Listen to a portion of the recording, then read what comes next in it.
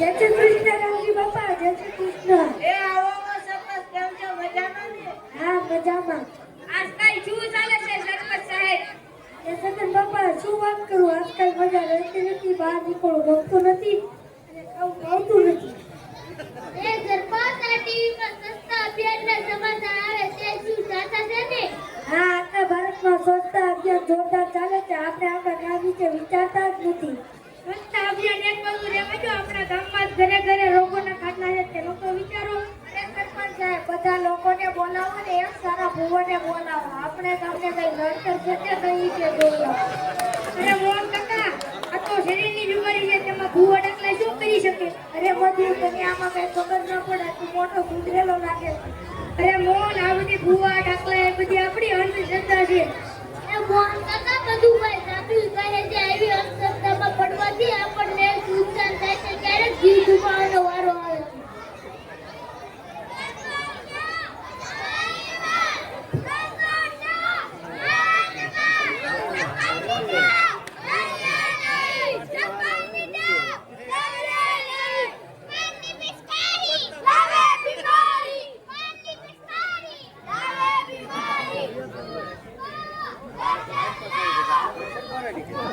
વરસાદ લાવો, આશુ નહીં પીશું, આશુ નહીં પીશું નહીં. કચરો બૂ, કચરો બૂ, ખાશું નહીં, ખાશું નહીં. આવી બીમારીમાં માસ્તરોને રેલી કાઢવાનું સૂચે છે. બધું સંભાળીને વાત કર. શિક્ષકો જે કરતા હતા આપણા ગામના ભલા માટે જ કહેતા. હવે શિક્ષક કહી આવો. બોલો સરપંચ સાહેબ, શા માટે કાઢો છો? જો સરપંચ સાહેબ, અમારા બાળકો ગામની સફાઈ કરશે અને સ્વચ્છતાના 7 પગલા સમજાવશે. આવડી જાત પગલા એટલે શું? અમને તો સમજાવો. તમને સ્વચ્છતાના 7 પગલા નથી ખબર? નહીં. તો સાંભળો. આપણા ઘરને દરરોજ સાફ કરવું. આપણા ઘરને દરરોજ સાફ કરવું. આપણા ઘરનું અને આજુબાજુનું આંગણું સાફ કરવું. મચ્છરથી બચવા મચ્છરદાનીનો ઉપયોગ.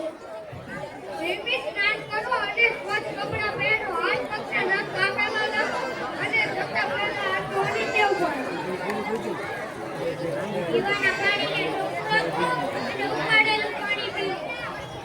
આપણે રાંધેલો ખોરાક ખાવો જોઈએ. રાંધેલા ખોરાકને ઢાંકેલો રાખવો જોઈએ. જમતા પહેલા હાથ ધોવાનું ઘરના કચરાનો યોગ્ય નિકાલ કરવો અને ઉકેલા ગામથી દૂર રાખવો. ગંદા પાણીને સૌથી બનાવો.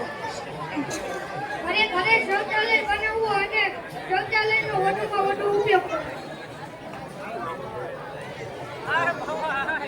જો સરપંચ સાહેબ આ સમજ્યા સંસ્થાના સાચો આ પ્રમાણે કરશો તો બીમારી આવશે જ નહીં. કારણ કે સંસ્થા ત્યાં પ્રભુતા એટલે કે સંસ્થામાં જ પ્રભુનો વાસ હોય છે. વાહ સાહેબ વાહ, તમે તો ખૂબ સારી વાત સંભળાવી. આપ લોકો બાળકોને સમજાવેલા 7 પગલાનું પાલન કરશો, બોલો કરશો ને? હા, જરૂર પાલન કરીશું. તો ચાલો સૌ સાથે મળીને ગામની સફાઈ કરીએ ને ગામમાં રહેલી બીમારી ભગાડીએ. તો બોલો.